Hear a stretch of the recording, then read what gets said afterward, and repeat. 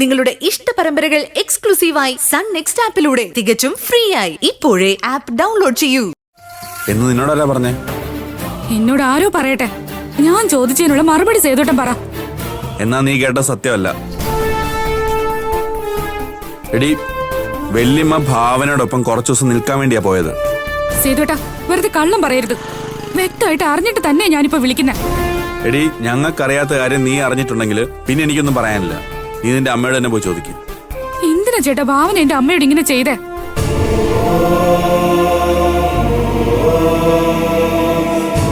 ഇതിനു വേണ്ടിയാണോ ഭാവന അച്ഛനെ അമ്മയെ സഹായിച്ചത്?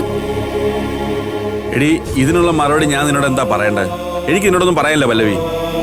വേണ്ട, പറയണ്ട. എന്താ ചെയ്യേണ്ടത് എനിക്കറിയാം.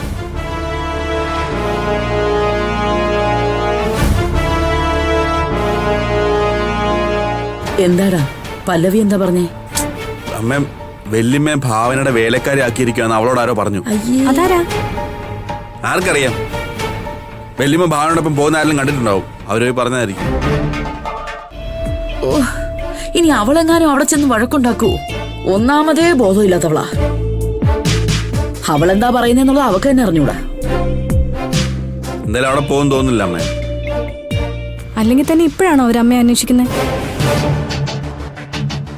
അന്ന് മാമനെയും മാമയും ഭാവന ഇവിടെ കൂട്ടിക്കൊണ്ട് വന്നതിന് ശേഷം ഇവരൊന്ന് തിരിഞ്ഞു പോലും നോക്കിയിട്ടില്ല.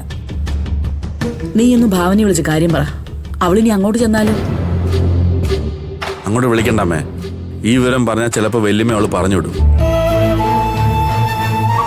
തൽക്കാലം ഒന്നും പറയാൻ പോകണ്ട. എന്നാ പിന്നെ ഏട്ടത്തെ വിളിച്ച് കാര്യം പറ. നമ്മളായിട്ടൊരു പ്രശ്നം ഉണ്ടാക്കണ്ട അമ്മേ. വല്യമ്മയോട് പറഞ്ഞാൽ ചിലപ്പോ വല്യമ്മ പല്ലവിയെ കണ്ടുപിടിച്ച് കിട്ടുന്നിടത്ത് വെച്ച് തല്ലും. അവളോട് അത്രയ്ക്ക് ദേഷ്യമുണ്ട് വല്യമ്മയ്ക്ക്. എന്തിനാ നമ്മളായിട്ടൊരു പ്രശ്നം ഉണ്ടാക്കുന്നത്? ശരി അമ്മേ, ഇതാരോ അവരോട് പറഞ്ഞത് കേട്ടിട്ട് വിളിച്ചതാവും. ഒരു വിധത്തിലും സമാധാനം കിട്ടുന്നില്ലല്ലോടാ. എന്തെങ്കിലുമൊക്കെ പ്രശ്നങ്ങൾ വന്നോണ്ടേയിരിക്കും.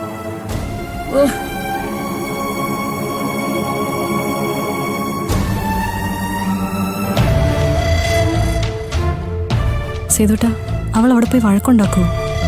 നമുക്കിങ്ങനെ പറയാൻ പറ്റും? നോക്കാം.